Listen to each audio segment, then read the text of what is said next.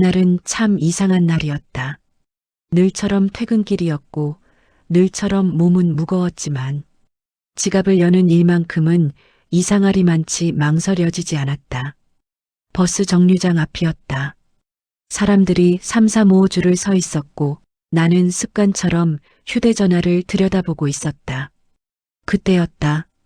시야 한쪽에 느릿하게 움직이는 그림자가 들어왔다. 폐지가 가득 실린 손수레.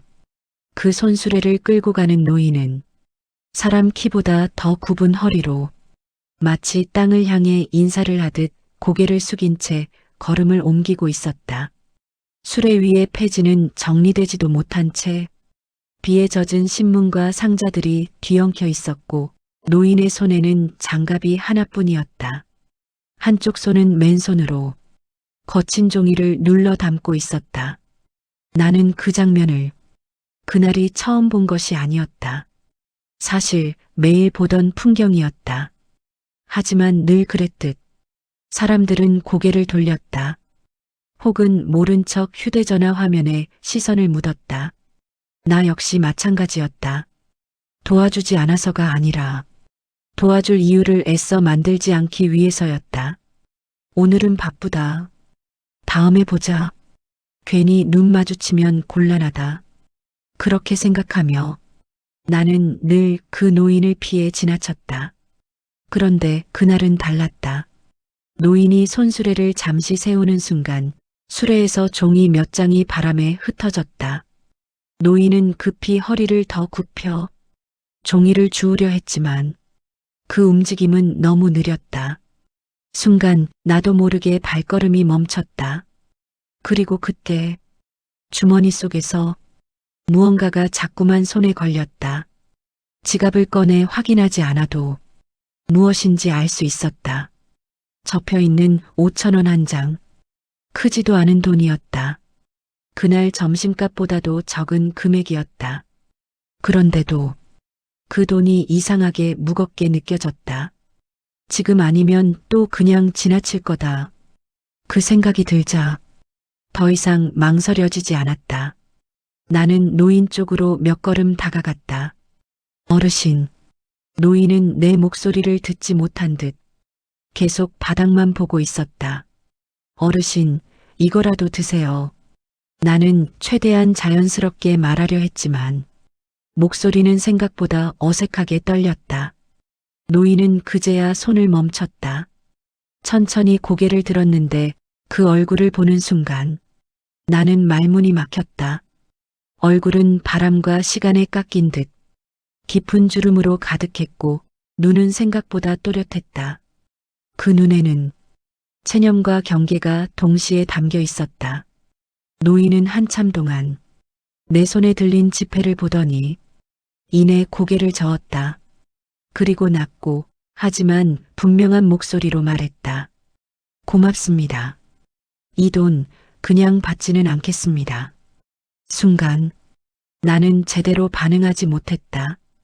폐지를 줍는 노인에게서 그런 말이 나올 거라고는 전혀 예상하지 못했기 때문이다. 그냥 받지 않겠다는 말은 마치 언젠가 다시 돌려주겠다는 약속처럼 들렸다. 나는 당황한 웃음을 지으며 손을 한 번 더 내밀었다. 아닙니다. 그런 거 생각하지 마세요. 정말 괜찮아요. 노인은 잠시 나를 바라보았다.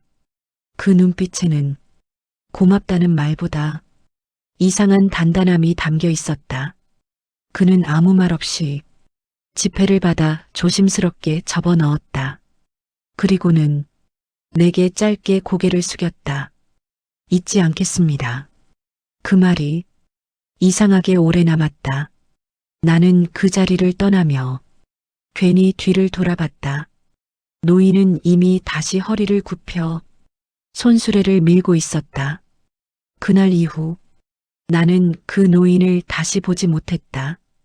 비 오는 날도 눈 오는 날도 그 버스 정류장을 지났지만 그 손수레는 나타나지 않았다. 처음에는 그저 다른 곳으로 옮겼겠거니 했다. 하지만 시간이 지나도 그 모습은 다시 보이지 않았다. 그렇게 그날의 5천 원은 내 기억 속에서도 서서히 묻혀갔다. 그저 퇴근길에 있었던 작은 에피소드 하나로. 그때는 전혀 몰랐다. 그날 내가 건넨 5천 원이 한 사람의 인생에서 가장 마지막 밤을 다시 아침으로 바꿔놓았다는 사실을. 그리고 그 약속 같은 말이 10년 후 내 삶으로 되돌아올 줄은 정말 상상도 하지 못했다. 시간은 생각보다 빠르게 흘렀다. 정말 눈을 깜빡인 사이에 아이들은 어느새 어른이 되어 있었고 나는 어느 날 갑자기 정년이라는 단어를 마주하게 되었다. 마지막 출근 날 사무실을 나서며 괜히 주변을 한 번 더 둘러봤다.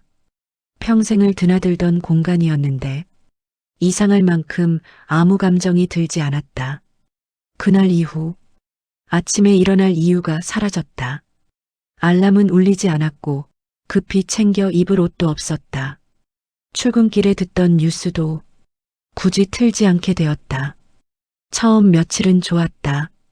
늦잠을 자도 되고 아무도 나를 찾지 않았다.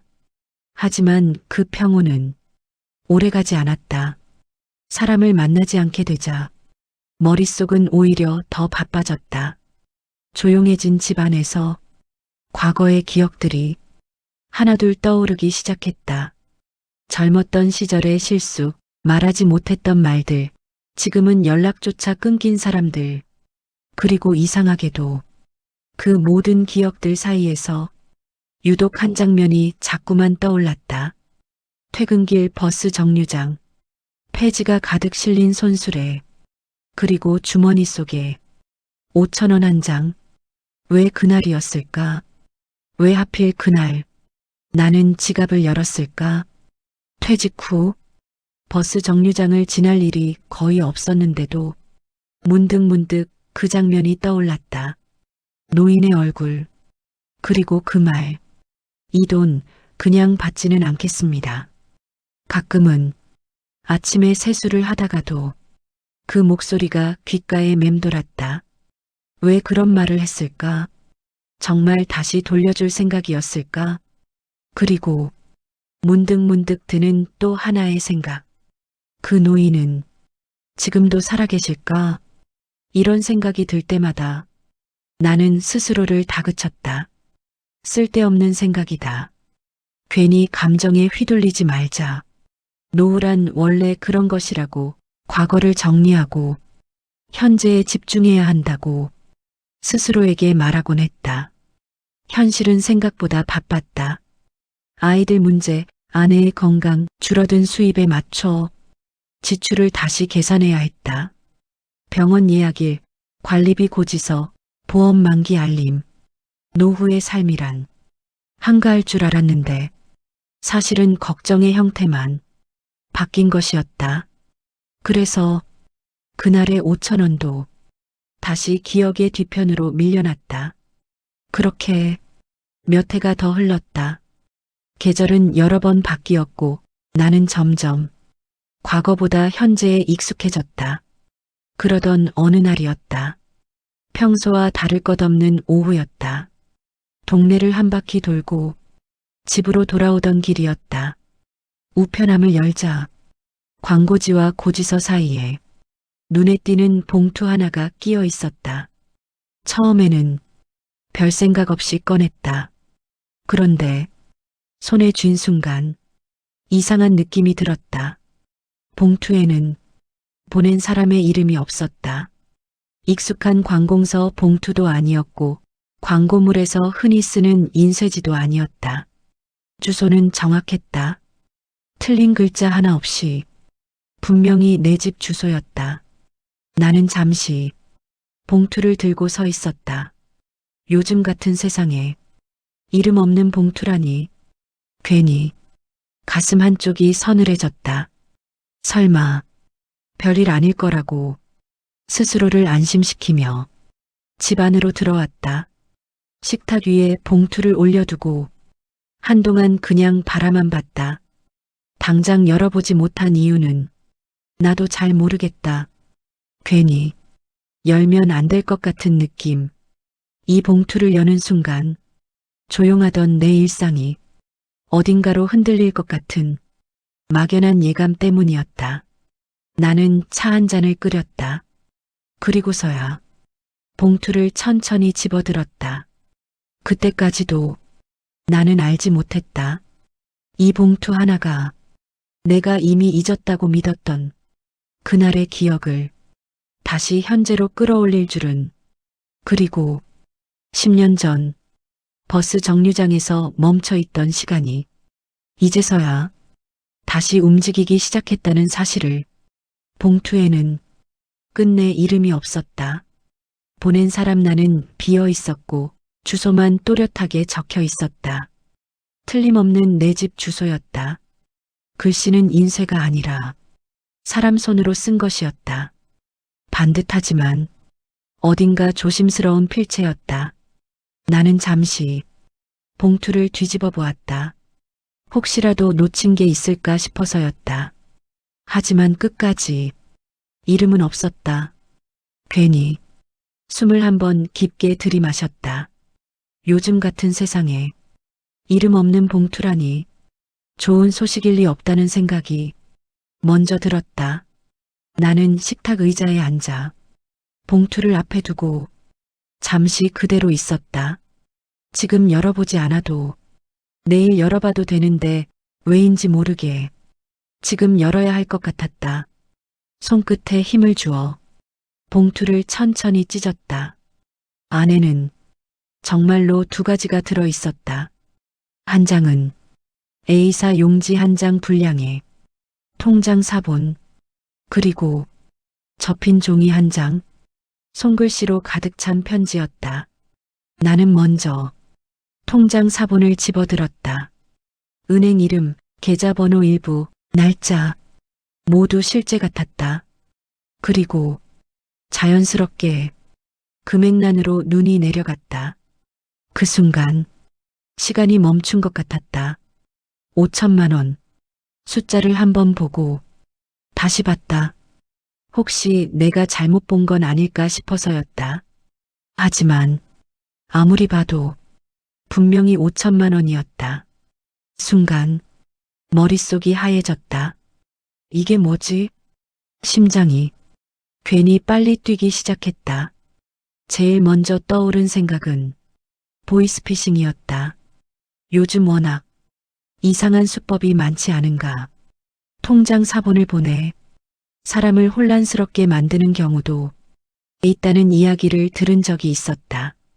나는 통장 사본을 몇 번이나 다시 살폈다. 은행 로고, 서식, 도장 위치, 어디 하나 엉성한 곳이 없었다. 그럴수록 마음은 더 불안해졌다. 만약 사기라면? 혹시 내가 모르는 사이 뭔가 잘못된 일에 연루된 건 아닐까? 나는 통장 사본을 내려놓고 잠시 눈을 감았다. 그리고 아직 손대지 않은 편지를 바라보았다. 편지는 생각보다 얇았지만 묘하게 무거워 보였다. 마치 이 봉투의 진짜 목적은 돈이 아니라 이 종이에 있다는 듯이. 나는 숨을 고르고 편지를 펼쳤다. 종이를 여는 순간 잉크 냄새와는 다른 오래된 종이 특유의 냄새가 희미하게 났다. 글씨는 또박또박 정성스러웠다. 마치 한 글자 한 글자를 여러 번 생각하며 쓴 듯했다.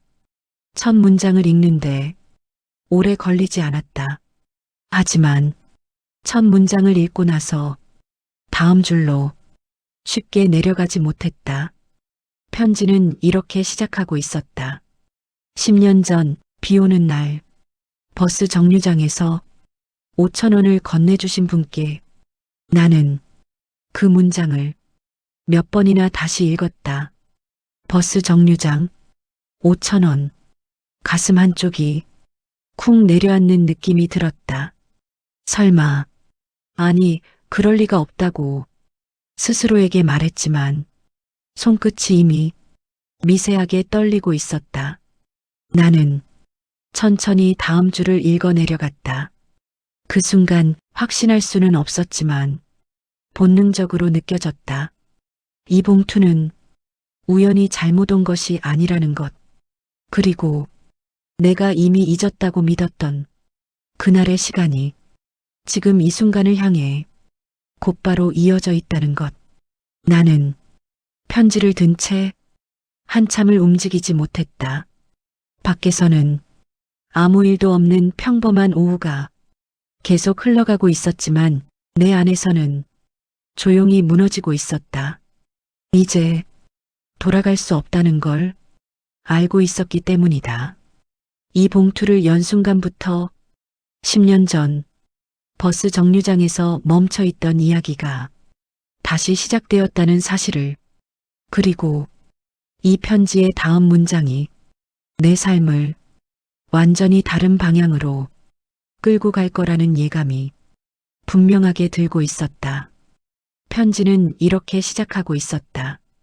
10년 전 비 오는 날 버스 정류장에서 5천 원을 건네주신 분께. 그 문장을 읽는 순간 손끝이 눈에 띄게 떨리기 시작했다. 우연일 수 없었다. 너무 정확했고 너무 오래된 기억이었다. 나는 의자에 등을 기댄 채 잠시 숨을 고르며 편지를 다시 내려다봤다. 그날의 돈은 제 인생을 하루 더 버티게 해준 생명줄이었습니다. 생명줄이라는 단어가 가슴을 세게 눌렀다. 나는 그날을 떠올렸다. 비가 부슬부슬 내리던 저녁, 사람들 발걸음 사이에서 허리를 굽힌 채 서 있던 노인의 모습. 그저 작은 친절 하나라고 생각했던 일이 누군가에게는 하루를 더 살아내게 하는 이유였다는 사실이 갑자기 너무 무겁게 다가왔다. 편지는 조용하지만 분명한 문장으로 이어서 적혀 있었다. 저는 그날 마지막으로 폐지를 줍고 이 세상을 정리하려 했습니다. 그 문장을 읽는 순간 나는 더 이상 글씨를 따라갈 수 없었다. 손이 떨려 종이가 바스락 소리를 냈고 눈앞이 잠시 흐려졌다. 마지막으로라는 말이 머릿속에서 떠나질 않았다. 그날의 노인은 단지 하루를 버티는 중이 아니라 그날을 끝으로 모든 것을 내려놓으려 했던 사람이었다. 나는 무심코 입술을 깨물었다. 편지는 잠시 멈췄다가 다시 이어졌다. 하지만 그냥 받지는 않겠습니다라고 말했던 건 그 순간 살아야 할 이유가 생겼기 때문입니다. 나는 그 말을 몇 번이나 되뇌었다. 그날 노인이 왜 그런 말을 했는지 이제야 알 것 같았다. 그건 체면도 자존심도 아니었다. 아직 끝이 아니다라는 자기 자신과의 약속이었다. 편지는 그날 이후의 이야기를 담담하게 풀어놓고 있었다. 그 돈으로 저는 그날 처음으로 따뜻한 국밥을 먹었습니다. 국밥 한 그릇, 그 평범한 한 끼가 그에게는 다시 살아볼 수 있다는 첫 번째 증거였을 것이다. 그리고 그날 밤 오래 연락을 끊고 살았던 동생에게 전화를 걸었습니다. 그 문장을 읽으며 나는 잠시 눈을 감았다. 아마도 수화기 너머에서 오랜 침묵이 흘렀을 것이다. 무슨 말을 먼저 꺼내야 할지 한참을 망설였을지도 모른다. 편지는 그 노인의 과거를 조금씩 꺼내 놓았다. 그는 한때 작은 공장을 운영하던 사람이었다고 했다. 직원 몇 명을 두고 밤낮 없이 일하며 가정을 꾸려나가던 평범한 가장. 하지만 지인의 보증을 잘못 썼고 그 선택 하나로 모든 것이 무너졌다고 했다. 공장은 넘어가고 빚은 눈덩이처럼 불어났으며 사람들은 하나둘 등을 돌렸다.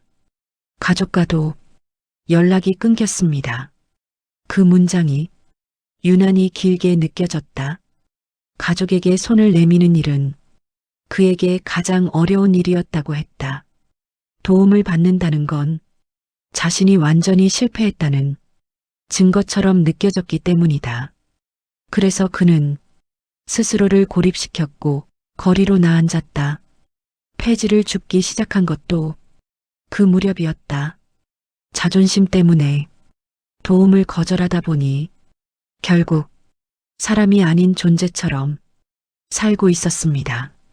편지를 읽는 동안 나는 점점 그날의 노인을 다르게 떠올리게 되었다. 그는 불쌍한 사람이 아니라 너무 오래 혼자 버텨온 사람이었다. 그리고 그날의 5천 원은 그를 불쌍히 여긴 돈이 아니라 그를 다시 사람으로 불러낸 신호였다는 생각이 들었다.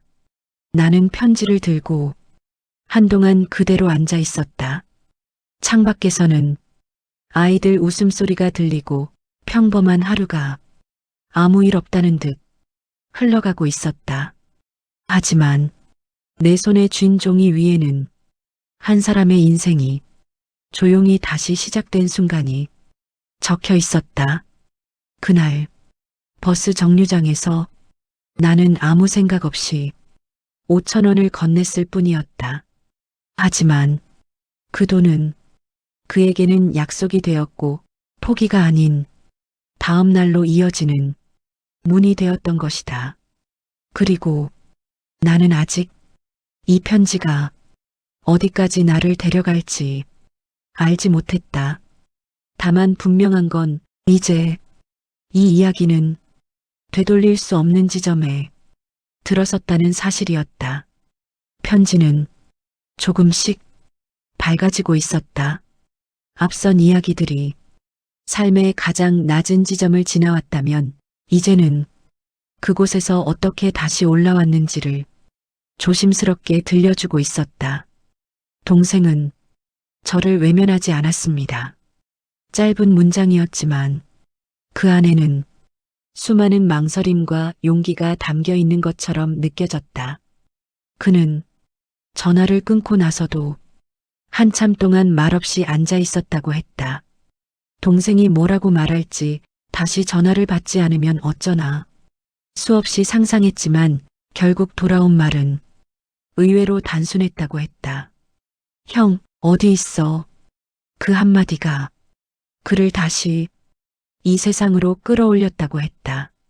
동생은 그를 병원으로 데려갔고 오랫동안 미뤄두었던 치료를 하나씩 시작하게 도와주었다. 몸을 돌보는 일보다 마음을 회복하는 일이 더 오래 걸렸다고 했다.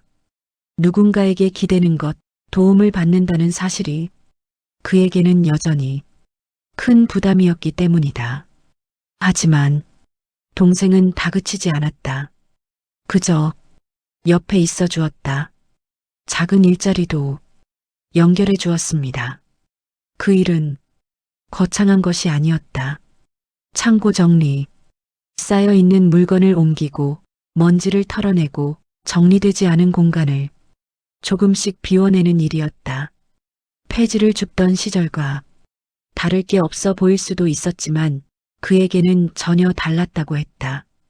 그곳에는 정해진 출근 시간이 있었고 기다려주는 사람이 있었으며 하루 일을 마치면 수고했다는 말이 돌아왔다. 폐지 대신 창고 정리 일을 했고 그 뒤로 조금씩 다시 일어섰습니다. 그 조금씩이라는 말이 유난히 마음에 남았다. 그는 단번에 달라지지 않았다고 했다. 갑자기 부자가 된 것도 아니었고 삶이 극적으로 바뀐 것도 아니었다. 다만 오늘을 버텨내는 방식이 어제와 달라졌을 뿐이었다. 하루를 마치고 돌아오면 내일도 나갈 곳이 있다는 사실, 그게 그에게는 충분히 큰 변화였다고 했다. 편지는 그렇게 10년의 시간을 차분히 건너오고 있었다. 그 노인은 그날 이후 단 한 번도 버스 정류장의 그 장면을 잊은 적이 없다고 했다. 비 오는 날이면 자연스럽게 그날을 떠올렸고 길에서 누군가에게 외면당하는 사람을 볼 때면 자신의 과거를 떠올렸다고 했다. 돈의 액수가 아니라 저를 사람으로 대해준 그 눈빛이 제 인생을 바꿨습니다. 그 문장을 읽는 순간 나는 잠시 책상 위에서 시선을 떼지 못했다.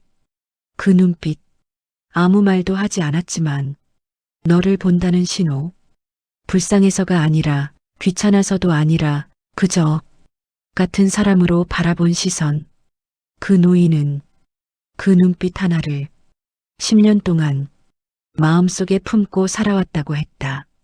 그리고 편지는 마지막으로 이렇게 마무리되고 있었다. 이 돈은 빚이 아니라 약속의 결과입니다. 그 문장을 읽는데 시간이 오래 걸렸다. 빚이라면 갚으면 끝난다. 하지만 약속의 결과라면 그건 시간이 쌓여 만들어진 삶의 증거였다. 그는 그날의 5천 원을 언젠가 반드시 되돌려주겠다고 스스로에게 약속했다고 했다. 다만 돈으로만 갚는 게 아니라 다시 사람답게 살아 그 결과를 보여주겠다고 10년 동안 그는 그 약속을 하루도 잊지 않았다. 그리고 마침내 그 약속을 이 편지와 함께 완성한 것이었다. 나는 편지를 내려놓고 한동안 아무 말도 하지 못했다. 그날 버스 정류장에서 나는 아무 생각 없이 지갑을 열었을 뿐이었다. 하지만 그 작은 행동이 한 사람에게는 다시 살아도 된다는 신호가 되었고 그는 그 신호를 붙잡고 10년을 묵묵히 걸어온 것이다. 그리고 이제 이야기는 마지막으로 가장 중요한 지점으로 향하고 있었다. 그가 왜 이제서야 이 편지를 보냈는지, 그리고 왜 이 돈이 지금 이 순간 내 앞에 놓였는지. 편지는 거기서 끝이 아니었다. 마지막 문단 아래 마치 덧붙이듯 아주 작은 글씨로 한 문장이 적혀 있었다. 이 편지를 읽을 때쯤 저는 이 세상 사람이 아닐 것입니다. 그 문장을 읽는 순간 숨이 턱 막혔다. 나는 무의식적으로 편지를 다시 위에서부터 내려 읽었다. 혹시 내가 잘못 이해한 건 아닐까 싶어서였다. 하지만 아무리 다시 읽어도 의미는 변하지 않았다. 손에서 편지가 조금씩 미끄러졌다. 종이를 붙잡고 있던 힘이 순간 풀려버린 것이다. 노인은 이미 이 세상 사람이 아니었다. 편지에는 그 뒤의 사정이 담담하게 적혀 있었다. 그는 몇 달 전 병원에서 조용히 숨을 거두었다고 했다. 오랜 지병이 있었고 마지막까지 누구에게도 부담을 주지 않으려 조용히 치료를 받았다고 했다. 그리고 자신의 시간이 얼마 남지 않았다는 걸 알게 되었을 때 가장 먼저 그날을 떠올렸다고 했다. 버스 정류장, 비 오는 저녁, 5천 원 한 장, 편지는 동생의 손을 거쳐 내게 온 것이었다. 형의 유언이었습니다. 동생은 편지 속에서 그렇게 적고 있었다. 형은 이 돈을 남기며 부탁 하나만 했다고 했다. 이 돈이 빚처럼 느껴지지 않게 꼭 편지와 함께 보내달라고. 그리고 혹시라도 내가 부담스러워한다면 절대 다시 연락하지 말라고. 나는 그 대목에서 한참을 멈춰 있었다. 그는 마지막 순간까지도 상대의 마음을 헤아리고 있었다. 편지를 다 읽고 나서도 나는 한동안 그 자리에 그대로 앉아 있었다. 창밖에서는 해가 천천히 기울고 있었고 방 안에는 아무 소리도 없었다. 그날따라 집이 유난히 넓게 느껴졌다. 편지를 내려놓아야 했지만 손이 떨어지지 않았다. 종이 한 장이었지만 그 안에는 한 사람의 10년이 고스란히 담겨 있었기 때문이다. 그는 이미 떠났는데 나는 이제서야 그의 이야기를 전부 듣게 된 셈이었다. 문득 그날의 장면이 다시 떠올랐다. 버스 정류장 앞에서 고개를 숙인 채 지폐를 받아들던 노인. 그때 나는 그를 다시 볼 일은 없을 거라고 생각했다. 하지만 이렇게 10년이라는 시간을 건너 그의 마지막 말을 듣게 될 줄은 상상도 하지 못했다. 나는 편지를 접어 다시 봉투에 넣었다. 그리고 통장 사본을 바라보았다. 5천만 원이라는 숫자가 이제는 처음처럼 낯설게 느껴지지 않았다. 이 돈은 그의 인생을 증명하는 결과였고 그가 끝까지 지켜낸 약속이었다. 나는 그의 얼굴을 다시 떠올려 보려 했지만 기억은 점점 흐릿해졌다. 어쩌면 이름도 모르고 목소리도 제대로 기억나지 않는 그 사람이 이제는 내 인생에서 가장 또렷한 흔적이 되어버린 것이다. 나는 편지를 내려놓고 한참 동안 아무 말도 하지 못했다. 슬픔이라기보다는 늦었다는 감정에 더 가까웠다. 그때는 몰랐고 지금은 너무 많이 알아버렸다는 그 묘한 감정. 그는 이미 떠났지만 그의 삶은 이 편지로 여전히 내 앞에 머물러 있었다. 그리고 나는 이제 다음 질문 앞에 서 있었다. 이 돈을 어떻게 받아들여야 할지, 그리고 이 이야기를 어떻게 끝맺어야 할지, 그가 떠난 자리에서 이제 내가 무엇을 선택해야 하는지. 5천만 원은 분명 큰 돈이었다. 통장을 다시 확인해도 숫자는 변하지 않았고 현실이라는 사실도 부정할 수 없었다. 누군가는 평생 모아야 할 돈이고 누군가에게는 노후의 숨통을 틔워줄 금액이다. 그런데도 나는 그 숫자를 보며 기쁘다는 감정이 쉽게 올라오지 않았다. 오히려 이상할 만큼 마음이 무거웠다. 기대했던 안도감도 뜻밖의 행운을 얻었다는 흥분도 없었다. 대신 가슴 어딘가에 말로 설명하기 힘든 묵직한 것이 차곡차곡 쌓여갔다. 나는 스스로에게 질문을 던지기 시작했다. 나는 그날 정말 선의를 베푼 걸까? 그 질문은 쉽게 답할 수 없었다. 솔직히 말하면 그날의 나는 대단한 결심을 한 것도 아니었다. 사람을 구해야겠다는 사명감이 있었던 것도 아니었고 오랫동안 고민한 끝에 내린 선택도 아니었다. 그저 주머니 속에 5천 원이 손에 걸렸고 그 순간 발걸음이 멈췄을 뿐이었다. 그래서 다음 질문이 자연스럽게 따라왔다. 아니면 그저 순간의 동정이었을까? 혹시 그저 마음이 약해져서 그 장면이 눈에 밟혀서 잠시 지갑을 연 것뿐이었을지도 모른다. 만약 그랬다면 그 행동에 이렇게 큰 의미를 부여해도 되는 걸까? 나는 그 질문 앞에서 오랫동안 머물렀다. 하지만 곧 깨닫게 되었다. 답은 그리 중요하지 않다는 사실을. 내 마음이 어디에서 출발했는지가 아니라 그 행동이 어디까지 이어졌는지가 더 중요하다는 걸. 그날의 5천 원은 단순한 돈이 아니었다. 그건 한 사람에게 오늘 하루를 넘길 수 있는 힘이었고 다시 사람에게 연결될 수 있는 마지막 실마리였다.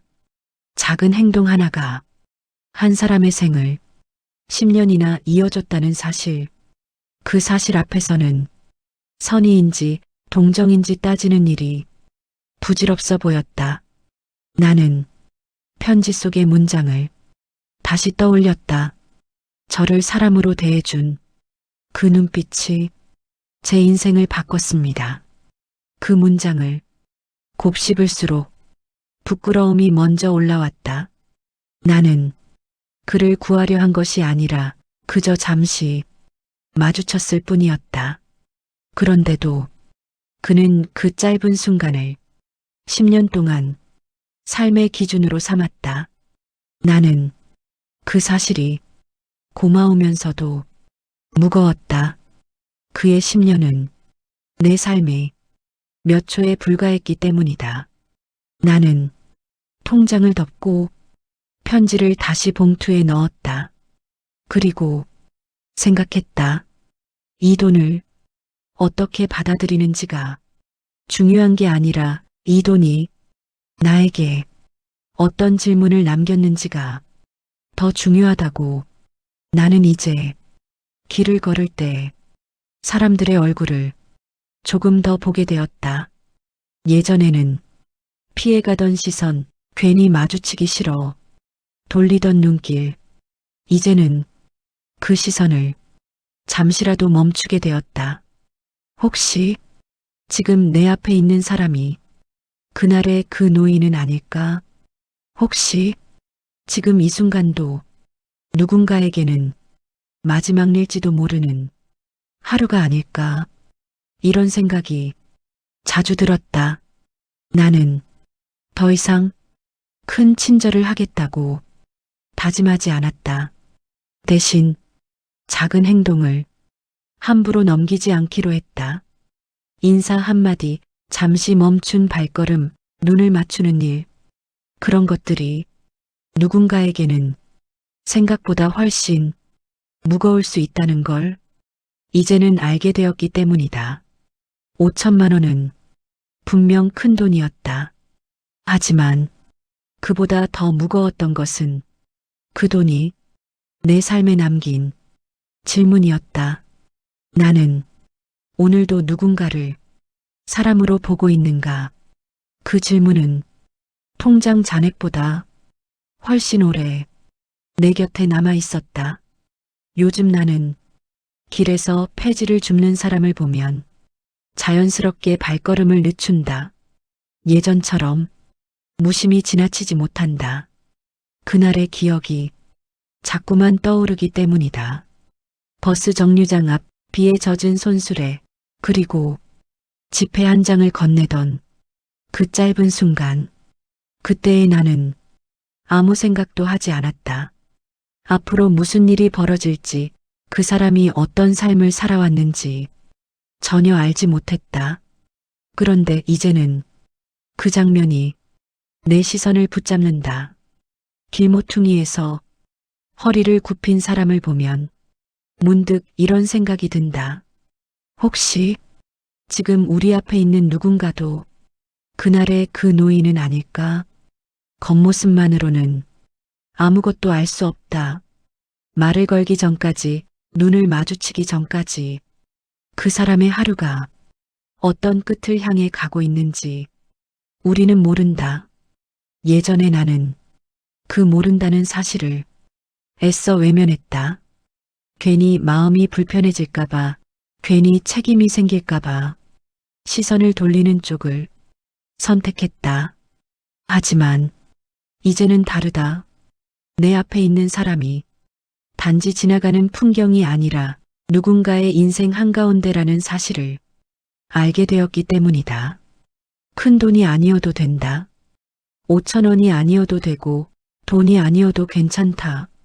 그날의 핵심은 금액이 아니었다. 사람으로 바라봐주는 시선 하나, 수고 많으십니다라는 짧은 말 한마디, 잠시 멈춰서서 눈을 맞추는 일, 그런 것들이 누군가에게는 생각보다 훨씬 큰 의미가 될 수 있다. 우리는 흔히 인생을 바꾸는 일은 거창해야 한다고 생각한다. 하지만 편지 속의 그 노인은 단 한 번의 눈맞춤과 짧은 대화 하나로 10년을 살아냈다. 그 사실이 내 마음을 오랫동안 붙잡고 놓아주지 않았다. 요즘 나는 길을 걸으며 사람들의 얼굴을 조금 더 본다. 누군가와 눈이 마주치면 예전처럼 급히 피하지 않는다. 잠시라도 사람으로 마주하려 한다. 그게 내가 그에게서 배운 유일한 방식이기 때문이다. 그날 나는 그를 구한 것이 아니다. 그저 지나치지 않았을 뿐이다. 하지만 그 지나치지 않음이 한 사람에게는 다음 날로 가는 문이 되었다. 생각해보면 우리 모두의 인생에도 그런 순간이 있었을 것이다. 누군가의 말 한마디, 우연한 친절, 아무 의미 없이 건넸다고 생각했던 행동 하나가 지금의 나를 여기까지 데려온 순간, 그렇다면 지금의 우리는 누군가에게 그런 사람이 될 수도 있지 않을까? 아주 잠깐, 아주 사소하게 나는 이제 이 이야기를 내 이야기로만 남겨두지 않으려 한다. 이건 특별한 사람의 이야기라기보다 우리 모두에게 열려있는 이야기이기 때문이다. 오늘 당신이 걷는 길 위에도 당신이 서 있는 자리 앞에도 어쩌면 그날의 그 노인이 서 있을지 모른다. 그리고 당신의 시선 하나, 당신의 말 한마디가 누군가의 내일을 조용히 이어줄지도 모른다. 우리는 그 결과를 당장 알지 못할 것이다. 아마 영영 알지 못할 수도 있다. 하지만 괜찮다. 중요한 건 그날의 5,000원이 어디로 돌아왔는지가 아니라 그 돈이 한 사람을 얼마나 오래 사람으로 살아가게 했는지였으니까.